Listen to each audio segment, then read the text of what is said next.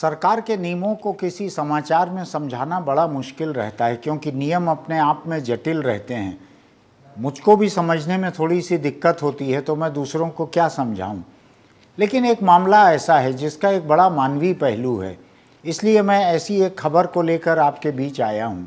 छत्तीसगढ़ अखबार के news room से मैं सुनील कुमार आज इस प्रदेश में चल रहे एक सबसे लंबे धरना प्रदर्शन की बात करने के लिए मैं यहाँ मौजूद हूँ। राजधानी रायपुर के धरना स्थल पर शब्द भी बोलने में मुझको अच्छा नहीं लगता, लेकिन और कोई चारा नहीं है। ऐसी विधवा महिलाएं 296 दिनों से प्रदर्शन कर रही हैं, धरने पर बैठी हुई हैं, जिनके पति पंचायत विभाग में शिक्षाकर्मी थे। पंचायत विभाग में शिक्षाकर्मी रहते रहते 2018 के पहले जो गुजर गए, उसकी वजह से वो पंचायत की सेवा शर्तों के तहत काम करते हुए ही गुजर गए। बाद में ऐसे तमाम शिक्षाकर्मियों का संविलियन, सरकार की भाषा है, इसका कोई आसान विकल्प नहीं है, उनका विलय मान लीजिए स्कूल शिक्षा विभाग में हो गया। वो स्कूल शिक्षा विभाग के शिक्षाकर्मी हो गए। लेकिन जो इस संविलियन के पहले गुजर गए, 2018 के पहले गुजर गए, ऐसे 1100 से 1200 के बीच, 1200 से कम ऐसे शिक्षक थे, शिक्षाकर्मी थे। अब उनकी पत्नियां जो हैं, जो तकनीकी रूप से विधवा हैं और कोई तरीका नहीं है उनका जिक्र करने का, ये आंदोलन कर रही हैं कि उनकी जगह पर इनको कोई भी काम दे दिया जाए। ज़रूरी नहीं है कि शिक्षक बनाएं, इनकी जो शैक्षणिक योग्यता है उसके तहत कोई भी काम दे दिया जाए। स्कूलों में चपरासी का पद दे दिया जाए, उनके बच्चे जो हैं वो ड्राइवर बन सकते हैं तो उनको ड्राइवर बना दिया जाए, कोई भी काम दिया जाए इनको।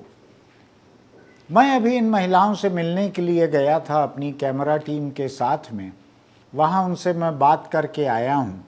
देखकर बड़ा अजीब सा लगा कि महिलाएं अपने बच्चों के साथ में यहाँ पर एक शामियाने में 296 दिन से पड़ी हुई हैं।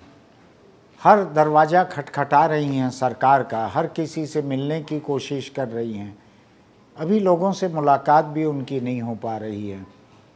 लेकिन इनकी मुखिया जो हैं माधुरी मृगे, उन्होंने मुझको बतलाया कि पिछली सरकार के समय से वे ये मांग करते आ रही हैं, उस समय भी पूरी नहीं हुई। और भूपेश बघेल की सरकार बनने के पहले जब ये मिली थी जाकर, भूपेश बघेल से प्रदेश कांग्रेस अध्यक्ष थे उस समय, तो इन महिलाओं को रोते देखकर भूपेश बघेल की आंखों में भी आंसू आ गए थे। ऐसा इनकी प्रदेश अध्यक्ष माधुरी मृगे ने मुझको कहा है। अभी उनसे बातचीत हम आपको सुनाएंगे। अब यह है कि सरकार का कार्यकाल 4.5 साल हो चुका है। आचार संहिता लगने में 100 दिन से कम का वक्त बचा है। पता नहीं क्या होता है। बहुत सारे आंदोलन चल रहे हैं, तरह तरह के कर्मचारियों के प्रदेश में बहुत सारे आंदोलन चल रहे हैं। ये छोटा संघ है, कुल 1200 से कम महिलाएं हैं इसमें, इनकी ताकत भी कम है, इनकी मांग भी छोटी है। किसी भी विभाग में, किसी भी ओहदे पर इनको रख दिया जाए, ये शिक्षक की जगह शिक्षक बनने की जिद नहीं कर रही हैं। इनके साथ एक कर्मचारी नेता वहाँ बैठे थे। उनका ये कहना है कि सरकार अपने मौजूदा नियमों के तहत ही इसको कर सकती है, कोई बड़ी चीज़ नहीं है।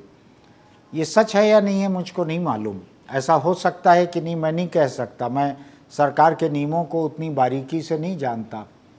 सरकार ने इसके लिए सितंबर 2021 में एक कमेटी बनाई थी। 3 बड़े अफसर थे उसमें, रेणु पिल्ले, कमल प्रीत सिंह और डीडी सिंह, तीनों IAS अफसर हैं। ये तीनों उस कमेटी में थे। मुख्यमंत्री के निर्देश पर कमेटी बनी थी। इन्हीं लोगों के अनुकंपा नियुक्ति की पात्रता देखने के लिए और नियम बनाने के लिए, सेवा शर्त बनाने के लिए कमेटी को कहा गया था कि 1 महीने में रिपोर्ट दें। ये कागज़ है मेरे पास में। मैंने इनमें से एक अफसर से बात करने की कोशिश की, लेकिन उनसे बात नहीं हो पाई। मैं समझ नहीं पाया उनका पक्ष क्या है। इसलिए मैं पूरी तरह से जो इन महिलाओं की जो प्रदेश अध्यक्ष हैं माधुरी मृगे, उनकी बात मैं आपको सुनाता हूं और वहां पर मौजूद एक दूसरे कर्मचारी नेता विजय झा, उनकी बात भी आपको सुनाता हूं, जो नियमों के वाकिफ़ हैं, जो रायपुर के कलेक्ट्रेट में काम करते हुए वहां से रिटायर हुए हैं, जिन्होंने अनुकंपा नियुक्ति के बहुत से मामले देखे हुए हैं। उनका क्या कहना है नियमों के बारे में, संभावना के बारे में, वो मैं आपको सुनाता हूं। वहां हम मौके पर जाकर जो बात करके आए हैं उसको देखिए।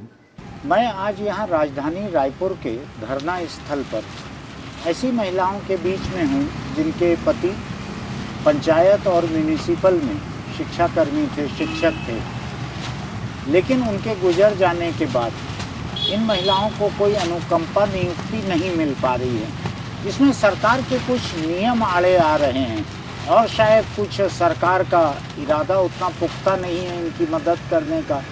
उसी को जानने के लिए मैं इनके बीच यहाँ पर आया हूँ।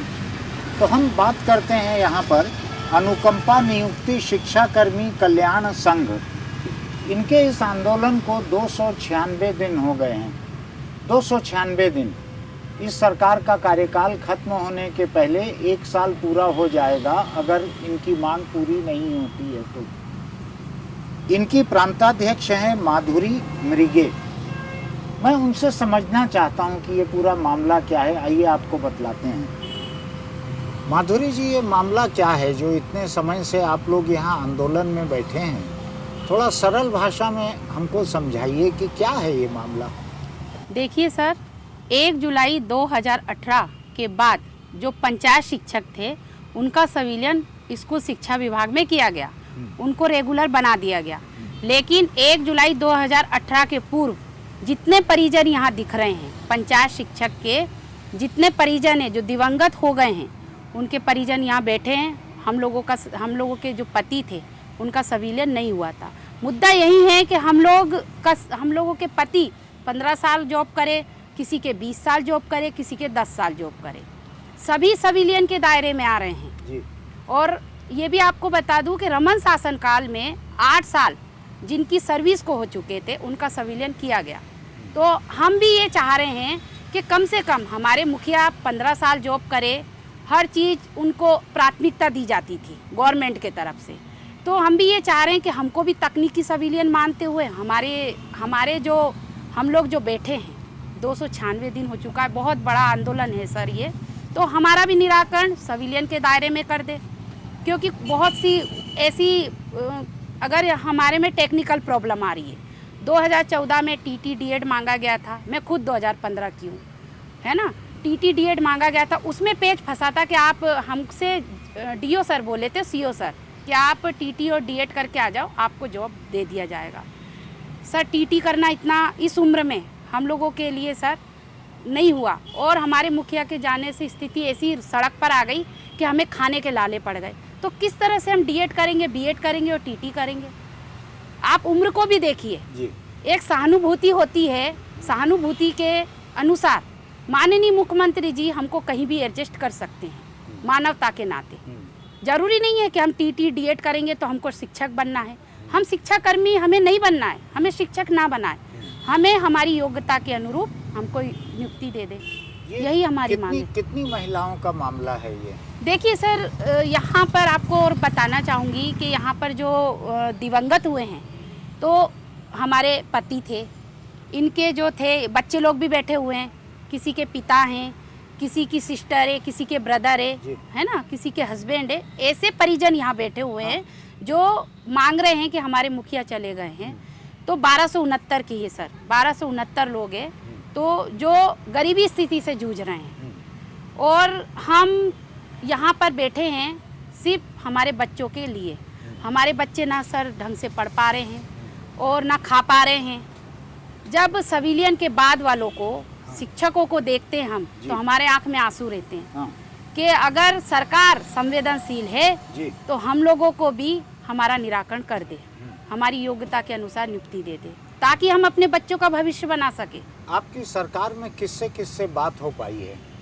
देखिए सर, जब ये माननीय मुख्यमंत्री जी सत्ता में नहीं आए थे तो इन्होंने खुद बुलाया था हमको। हम लोग आंदोलन करे भाजपा के समय, तो इन्होंने खुद बुलाया था, तो हम गए भी थे, हाँ विधायक के थ्रू गए थे। तो इन्होंने, जब मैं रोने लगी कि भाजपा सरकार हमारी नहीं सुन रही है, टीटी डीएड करके आओ सर, हाँ हमारे तो खाने के लाले पड़ गए, तो हम कहाँ से करेंगे। हाँ तो जैसे ही हम महिला रोने लगी तो इनके आंखों में भी आंसू थे माननीय मुख्यमंत्री भूपेश बघेल जी के, और बोलते नहीं वो सरकार संवेदनशील नहीं है, हमारी सरकार को बनाओ तो हम आपको अनुकंपा नियुक्ति देंगे। वो भी बोले थे योग्यता अनुसार देंगे, फोटो भी खिंचवाए वो। हाँ तो आज उनकी आंखों में आंसू क्यों नहीं आ रहे? आज हमको यहाँ रोता बिलखता देख रहे हैं वो, तो आज उनके आंखों के आंसू कहाँ चले गए? मैं कोई बड़ी डिमांड नहीं कर रही हूँ माननीय मुख्यमंत्री से, सिर्फ मैं ये कहना चाहती हूँ कि हमारे बच्चों का पालने का जरिया आप आसान करिए, आप रास्ता बनाइए। नियम में नहीं है अभी सर, ये विधानसभा सत्र मार्च में था 2023 में, तो इन्होंने कांग्रेस के ही विधायक जी आशीष छाबड़ा जी ने मुद्दा उठाया कि अनुकंपा नियुक्ति के लिए इनके लिए रास्ता निकाला जाए। हाँ। तो माननीय मुख्यमंत्री जी ने कहा कि इनका शिक्षाकर्मी का कैडर समाप्त हो गया है, तो मैं इनको नियुक्ति कैसे करूं? तो मैंने खंडन करते हुए कहा सर कि मुझे शिक्षाकर्मी नहीं बनना है। हाँ। मुझे और हमारे जो परिवार है, जो यहाँ अनुकंपा संघ परिवार बैठा है, हम छोटी सी मांग कर रहे हैं कि हमको योग्यता के अनुसार अनुकंपा नियुक्ति दीजिए। एक संवेदनशीलता दिखाते हुए मुख्यमंत्री जी ये कर सकते हैं, जगह जगह भेंट मुलाकात में जा रहे हैं, युवाओं के लिए रोजगार दे रहे हैं, पैसा अकाउंट में डाल रहे हैं, तो क्या एक छोटी सी डिमांड वो पूरा नहीं कर सकते? उन्होंने वादा भी किया है तो उस वादे को पूर्ण करना चाहिए सर। हमारे साथ यहाँ पे कर्मचारियों के एक बड़े वरिष्ठ नेता विजय झा भी मौजूद हैं। मैं उनसे भी थोड़ा समझना चाहता हूँ कि इस मामले में तकनीकी दिक्कत क्या है और तकनीकी संभावनाएं क्या निकल सकती हैं। विजय जी, ये बतलाइए कि जो मांग ये कर रही हैं ये कितनी जायज़ है, कितनी नाजायज़ है? सरकार अगर इसको करना चाहे तो उसमें क्या संभावनाएं निकल सकती हैं, क्या तकनीकी दिक्कतें हैं? आप तो कर्मचारी नेता रहे हैं, यहाँ कलेक्ट्रेट में रहे हैं, आपने अनुकंपा की प्रक्रिया देखी हुई है, आप थोड़ा बताइए क्या हालत है? देखिए, इनकी मांगें 99 और 100% नहीं, 1000% 100% सही और जायज़ है। 1 जुलाई 2018 को छत्तीसगढ़ राज्य में शिक्षा कर्मियों का सम्मेलन हुआ। उसके पहले प्रदेश में जो शिक्षा कर्मी थे वो छत्तीसगढ़ पंचायत राज अधिनियम के अंतर्गत काम करते थे और वो शिक्षा कर्मी कहलाते थे। उस समय भी शिक्षा कर्मी के दिवंगत होने पर उनके लिए एक अलग सामान्य प्रशासन विभाग ने अनुकंपा नियुक्ति नियम जारी किया था और बाकायदा 2011 तक जो शिक्षा कर्मी दिवंगत हुए पंचायतों में उनकी अनुकंपा नियुक्ति आश्रित परिवारों को, पत्नी है, बेटा, उनको मिला।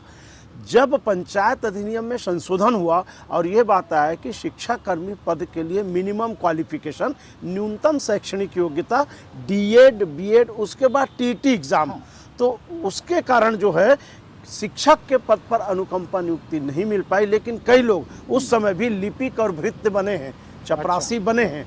तो मेरा ये कहना है कि 1 जुलाई 18 के पहले जो शिक्षाकर्मी थे उनके दिवंगत होने पर अनुकंपा नियुक्ति मिलता था। आज 1 जुलाई 18 के बाद संविलियन होने के बाद पंचायत से स्कूल शिक्षा विभाग में इनका संविलियन हुआ और आज शिक्षाकर्मी हैं, उनको अनुकंपा नियुक्ति दिवंगत होने पर मिल रहा है, पात्रता है। आज जब ये सम्मिलित शिक्षक, सहायक शिक्षक कहला रहे हैं, हम इसी बूढ़ा तालाब में धरना देते हैं तो ये लोग रोते हैं कि किसी में हमारे पति भी इस आंदोलन में आते थे और 1 जुलाई 18 के बाद दिवंगत हो गए।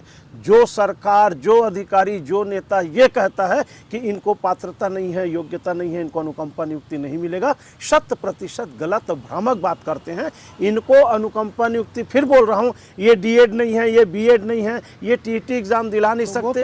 वो तो शिक्षक बनने के लिए जरूरी है, हाँ, किसी दूसरे पद के लिए नहीं है। तो आज छत्तीसगढ़ राज्य में हजारों की संख्या में भृत्य के पद स्कूलों में खाली हैं, चपरासी के पद कार्यालयों में खाली हैं। साहब 7000 होमगार्ड के पद खाली हैं। ये जो हमारी महिला बहन बेटी हैं, यदि शरीर स्वास्थ्य से स्वस्थ हैं तो इनको जो है होमगार्ड बनाया जा सकता है, चपरासी बनाया जा सकता है। मेरे पास ये बैठे लड़के लोग जो हैं ये योग्य हैं, इनको गाड़ी चलाने यदि आता है, ड्राइविंग लाइसेंस है तो ड्राइवर बन सकते हैं। इनकी एक ही मांग है, हमारी योग्यता के अनुरूप छत्तीसगढ़ राज्य के विभागों में, कार्यालयों में, स्कूलों में जो पद रिक्त हैं उस पद पर अनुकंपा नियुक्ति दिया जाए और उसमें कहीं कोई टेक्निकल बात नहीं है, कोई संवैधानिक बात नहीं है, कोई वैधानिक संविधान या नियम में संशोधन करने की बात नहीं है, केवल इच्छा शक्ति की बात है। और आपने वादा भी किया था, ये लोग घूम घूम करके कांग्रेस सरकार को जिताए हैं कि 15 साल में भारतीय जनता पार्टी ने ये निर्णय नहीं लिया। अब कांग्रेस के मुखिया बोल रहे हैं, मुख्यमंत्री जी और टीएस सिंहदेव जी, सैकड़ों फोटो हैं टीएस सिंहदेव जी के साथ इनके, जब वो जन घोषणा पत्र बना रहे थे। बड़ा विश्वास के साथ ये लड़के लोग कांग्रेस को जिताए। आज 4.5 साल, पौने 5 साल का समय निकल गया, इनका सुध लेने वाला कोई नहीं। देखिए गंजी पड़ा है, कपड़े सूख रहे हैं, ये आपके ताल पत्री 2-2 लेयर, बरसते पानी में यहाँ सांप निकलते हैं। ये जो बड़ा नाला है श्याम टाकिस के पीछे वाला, जो पहले डबरी हुआ करता था, साहब बिच्छू और सांप, ये बेचारे लोग कैसे समय काट रहे हैं। गर्मी में भी काटे हैं, बरसात में भी काटे हैं, ठंड में भी काटे हैं, इनका सूत लेने वाला कोई नहीं है। मुझको ऐसा याद पड़ रहा है कि ये सबसे लंबा आंदोलन है यहाँ का, छत्तीसगढ़ के इतिहास में। इतना लंबा कोई आंदोलन याद नहीं पड़ रहा। जी आदरणीय, छत्तीसगढ़ के इतिहास में सबसे लंबा आंदोलन, मैंने समझ जाइए 1 साल पूरा होने को है, ऐसा आंदोलन कभी नहीं हुआ। ये भी मुझको याद नहीं पड़ता कि इतनी कम संख्या के लोगों की मांग है ये, कुल 1100-1200 लोगों की समस्या है ये, कुल इतने लोगों की समस्या है, इतना लंबा आंदोलन चला है। और जैसा आप लोग बतला रहे हैं कि भूपेश बघेल से लेके टीएस सिंहदेव तक हर किसी ने सरकार बनने के पहले समर्थन किया कि हम इसको पूरा करेंगे। और आप बतला रहे हो आपकी जानकारी के आधार पे कि इसमें तकनीकी दिक्कत नहीं है, ये मुमकिन है। ये मैं दावा कर रहा हूं, आपको निवेदन कर रहा हूं कि मुझको और माधुरी मिर्गे को चीफ सेक्रेटरी हो, शिक्षा मंत्री हो, पंचायत मंत्री हो, बुला करके बात कर ले, मैं 2 मिनट में रास्ता निकाल दूंगा। देखिए इनकी स्थिति इतनी विकट है। हम छत्तीसगढ़ के बहु बेटी परिवार के लोग हैं। पति के दिवंगत होने के बाद कोई महिला घर से बाहर सैकड़ों दिन या महीनों रहे, आज ये लौट के जाते हैं, इनके सास ससुर परिवार समाज, इनको लग रहा है कि पति के दिवंगत होने के बाद ये नेतागिरी कर रही हैं, अपने पापी पेट के लिए तो कर रही हैं, लौट के जा नहीं सकते। जाएंगे तो इनका मुंह काला दिखेगा, दुख लगेगा, परिवार वाले टांट करेंगे, हो गया मिल गया नौकरी।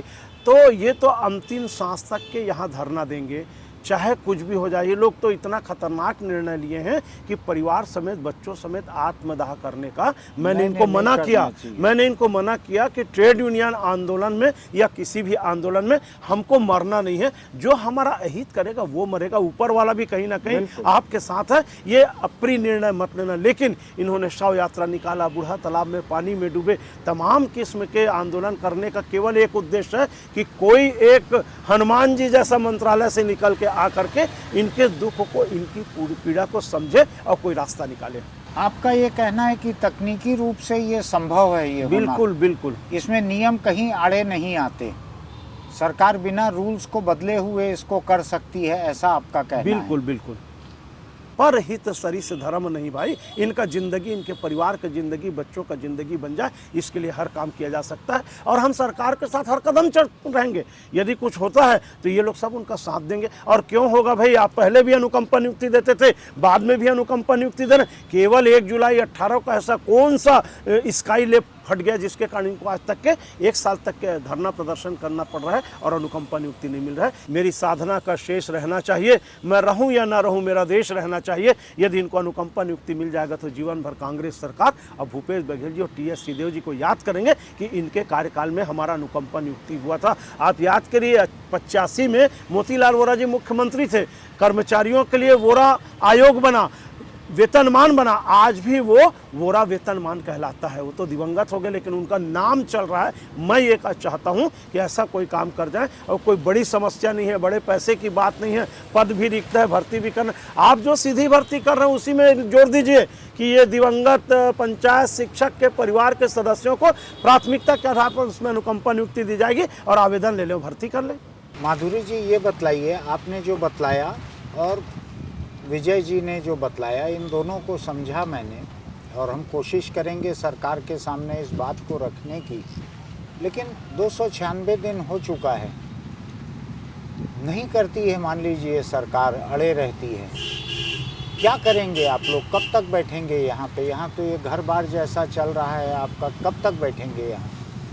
देखिए सर, हमने आखिरी डिसीजन लिया है आत्मदाह, क्योंकि हमारे पास तो कुछ नहीं है। अगर घर जाते हैं तो सवाल जवाब होंगे गांव वाले पूछेंगे इतने दिन तुम लोग कहाँ रहे, वहाँ बैठे, क्या मिला तुमको। तो बस यही निवेदन करती हूँ मुख्यमंत्री जी से कि हमारे बच्चों का जो भविष्य उसको बना दीजिए, नहीं तो हम अपने बच्चों सहित ये जो कदम उठाने के लिए मजबूर होंगे वो शासन की जिम्मेदारी होगी सर। आपने ऐसा कुछ सरकार को लिख कर दिया है क्या? सरकार को नहीं सर, मैंने मीडिया के द्वारा पहुंचाया है और लिख के भी हम लोग अल्टीमेटम देंगे। अभी अल्टीमेटम नहीं दी हूँ कि इस तारीख को करेंगे, कल के अल्टीमेटम भी दूंगी मैं।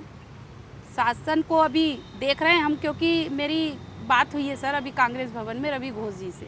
जी। तो रवि घोष जी ने उस दिन सीएसपी सर के साथ गई थी मैं, तो रवि घोष जी ने कहा कि माधुरी मैडम नियम तो नहीं है बहन, कैसे करोगे। तो नियम नहीं है तो नियम या तो बनाया जाए या फिर कलेक्टर दर या संविदा में हमारी नियुक्ति की जाए। हाँ। रास्ता अगर निकलना चाहे तो शासन रास्ता निकाल सकती है, उनकी इच्छा शक्ति के ऊपर है सर। और कहीं हम लोग बाहर से तो आए नहीं हैं, हमने राजा चुना है, मुख्यमंत्री जी को हम लाए हैं, तो उनका भी दायित्व बनता है कि हम छत्तीसगढ़ की बेटी और बहू हैं, हमारे लिए जल्दी से हमारे हित में निर्णय ले। और रमन शासनकाल में उन्होंने भी कहा था, रमन जी ने, किसी शर्त पे सिविलियन नहीं हो सकता। उन्होंने कहा था कि किसी शर्त पे सिविलियन नहीं हो सकता। हुआ सर सिविलियन, कौन ऊपर से भगवान तो नहीं आए थे। हाँ। किया तो रमन शासनकाल में रमन जी ने कहा जब वो मुख्यमंत्री जी थे। तो जब पूर्व मुख्यमंत्री जी सिविलियन कर सकते हैं, हाँ। तो ये कांग्रेस शासनकाल में माननीय मुख्यमंत्री जी भूपेश बघेल जी का भी दायित्व बनता है कि वह भी हमें कोई रास्ता निकाल कर इसको रास्ता करें। निकाल सकते हैं। हमारे बच्चों का भविष्य दांव पे लगा है। और कोई आप लोग अपनी शैक्षणिक योग्यता से परे का कोई पद नहीं मांग रहे जी, हैं। हाँ। जिसकी जो योग्यता है उसके भीतर का ही पद मांग रहे हैं। हमारी योग्यता के अनुसार ही हम नियुक्ति मांग रहे हैं सर, कोई बड़ा पोस्ट नहीं मांग रहे हैं। माननीय मुख्यमंत्री जी, मैं आपसे निवेदन करती हूँ कि हम 296 दिन से यहाँ पर बैठे हैं, आपकी बेटी बहू हैं और हम अधिकार की बात कर रहे हैं। हमें कोई बड़ी पोस्ट नहीं चाहिए, हम योग्यता के अनुसार अनुकंपा नियुक्ति मांग रहे हैं। तो आपसे हम बात करना चाहते हैं, संवाद करना चाहते हैं, तो आप हम लोगों को बुला लीजिए ताकि हम भी अपना पक्ष रख सके और आपकी जो बातें हैं, जो नियम नहीं है आप बोल रहे हैं, तो हम सुन सके। हमारे लिए आप रास्ता निकालिए। रास्ता हर जगह से बन जाता है और आप तो छत्तीसगढ़ के राजा हैं, सबका भला कर रहे हैं, तो हमारा भी भला कर दीजिए ताकि हमारे बच्चों का भविष्य बन सके। चलिए, मेरी तो आप लोगों से यही अपील है कि किसी तरह का आत्मघाती कुछ भी मत सोचिए। सरकारें आती जाती रहती हैं और आंदोलन बहुत सारे दुनिया में चलते हैं, उसका कोई ना कोई रास्ता निकलता है। और आपके पास सलाहकार भी हैं जो कानूनी चीज़ों को जानते हैं। और चुनाव सामने है, एक पार्टी नहीं तो दूसरी पार्टी, दूसरी नहीं तो तीसरी पार्टी, कोई ना कोई आपकी बात सुनेंगे। कोई चीज़ आत्मघाती मत सोचिए। सर उम्र भी तो जा रही है सर, हमारी उम्र तो नहीं रुके रहेगी, उम्र तो जा रही है ना सर। हाँ, ये करीब करीब 1 साल निकलने को आ रहा है। यदि इनको 2019 में अनुकंपा नियुक्ति मिल जाता है कांग्रेस सरकार बनने के 1 साल के अंदर, जैसे पहला वर्ष किसानों का बोले थे, इनको मिल जाता तो आज इनकी नौकरी 3 साल की होती। हाँ। यहाँ ये देखिए दान पेटी रखा है भैया, लोगों से ऐसे भिक्षा मांग करके चावल, आप चावल दे देंगे, चावल, सब्जी दे देंगे, सब्जी। 9 महीना किसी शहर में अनजान जगह में रहना, खाना पीना, सोना व्यवस्था। और हमारे साथ तो पुलिस वाले भी रात भर ड्यूटी कर रहे हैं। क्यों, महिलाएं हैं, कोई कैजुअलिटी हो गया, कोई गलत घटना हो गया, कोई शराब पी करके घुस गया, तो ये पुलिस वाले भी रात भर ड्यूटी देख करते रहा हूं मैं। हैं। उनको भी सजा तो मिल रहा है ना इनके कारण। तो बिल्कुल 1 मिनट में इसका निर्णय हो सकता है, करने की इच्छा शक्ति है। अभी आपने सुना कि यहाँ पर जो महिलाएं अनुकंपा नियुक्ति के लिए बैठी हैं, जिस तरह से 296 दिन हो गए हैं, कई तरह के आत्मघाती ख्याल दिमाग में आ रहे हैं इतनी निराशा के बाद। हालांकि मैं अपनी तरफ से अपील कर चुका हूं कि कोई आत्मघाती बात नहीं सोचना चाहिए, लेकिन दिमाग ऐसा रहता है जिसमें कई बार निराशा में ऐसी बातें आती हैं। उन्होंने सीधे मुख्यमंत्री से जो अपील की है उसको हम ज्यों का त्यों अपनी रिपोर्ट में दिखाएंगे। उम्मीद करते हैं कि सरकार इनकी समस्या को सुलझाने के लिए कुछ करेगी। हम आपको यहाँ का माहौल भी दिखाते हैं कि 296 दिन किस तरह के माहौल में इतनी महिलाएं रह रही हैं, कैसे रह रही हैं। आप देखिए, आप भी सोचिए कि इनके साथ क्या होना चाहिए। ये आपने देखा अभी कि वहाँ क्या हालत है, किस हालत में महिलाएं वहाँ पे रह रही हैं। बारिश का वक्त है, सांप बिच्छू निकल रहे हैं, 296 दिन से एक पानी टपकते हुए शामियाने के नीचे पड़ी हुई है महिलाएं। वहाँ पे बाहर एक छोटी सी पुलिस चौकी जैसी बनाई गई है, वहाँ एक दो पुलिस अधिकारी बैठे हुए हैं कि महिलाएं हैं, इतनी कोई हादसा न हो जाए, कुछ न हो जाए। अब सवाल ये उठता है कि सरकार की प्राथमिकता में तो 1100 लोगों की, 1200 लोगों की कोई भीड़ की बहुत जगह नहीं रहती है। ये है कि इनका ये भी कहना है कि 27 महीने हो चुके हैं इस कमेटी को बने हुए, जिसकी रिपोर्ट 1 महीने के भीतर आनी थी। इन 27 महीनों में भी रिपोर्ट नहीं आ पाई है, सार्वजनिक नहीं हुई है। हो सकता है सरकार के भीतर हो ये रिपोर्ट। हम केवल उनकी बात को यहाँ सामने रख रहे हैं। आपने सुना कि माधुरी मृगे ने मुख्यमंत्री से क्या अपील की है। वहाँ बैठे बैठे इन महिलाओं के मन में कई किस्म की आत्मघाती बातें भी आ रही हैं। वो अपने बच्चों सहित वहाँ पर आत्मदाह करने के बारे में भी सोच रही हैं, बोल रही हैं। मैंने अपनी तरफ से उनको समझाया है कि कोई आत्मघाती काम नहीं करना चाहिए, लेकिन वो मेरी समझाई हुई बात है, उसका क्या असर होता है क्या नहीं होता है पता नहीं। सरकार की अपनी 1000 किस्म की प्राथमिकताएं रहती है, कानून की मजबूरी रहती है। लेकिन फिर भी मेरा ये मानना है कि ये महिलाएं जितना लंबा प्रदर्शन करते यहाँ पर डट कर बैठी हुई हैं। किसी के पिता गुजर गए, घर नहीं जा पाई है, किसी के यहाँ कुछ हादसा हुआ है। इनका कहना है कि घर जाके, गांव जाके अपने लोगों के बीच मुंह दिखाने के लायक भी नहीं है कि साल भर से तुम लोग धरना दे रहे थे, क्या हो गया उसका। शायद हमारी इस बात को सामने रखने पर सरकार में किसी व्यक्ति को लगे कि इनकी बातों के ऊपर विचार किया जाए। अगर सहानुभूतिपूर्वक काम करके कोई रास्ता निकाला जा सकता है तो सरकार में कुछ लोग सोच सकते हैं रास्ता कैसे निकल सकता है। वरना 2.5-3 करोड़ की आबादी वाले इस प्रदेश में इन 1200 से कम महिलाओं की इतनी बड़ी राजनीतिक ताकत नहीं है कि उससे कोई सरकार हिल जाए। ये तो देखने की बात है कि आज ये जिस पारिवारिक स्थिति में हैं, क्या सरकार नियमों में कोई ढील देकर किसी तरह से इनको अलग अलग विभागों में ये किसी भी ओहदे पर काम करने के लिए तैयार हैं। हम इसी आधार पर इनकी बात को आपके सामने रख रहे हैं, सरकार के सामने रख रहे हैं। सरकार के कुछ लोग इसको देखते हैं, रिपोर्ट को देखते हैं। सरकार के नज़र में इस बात के आने के बाद एक बार फिर और कोशिश करने के बाद कुछ हो सकता है क्या, आप भी देखिएगा इसको। अगर आपको हमारे वीडियो अच्छे लगते हैं तो सब्सक्रिप्शन और नोटिफिकेशन की बटन दबाइएगा।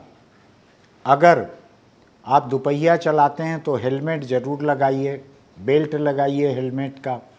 अगर आप कार में चलते हैं तो सीट बेल्ट लगाइए। किसी हादसे में यही छोटी सी बात आपकी ज़िंदगी बचा सकती है।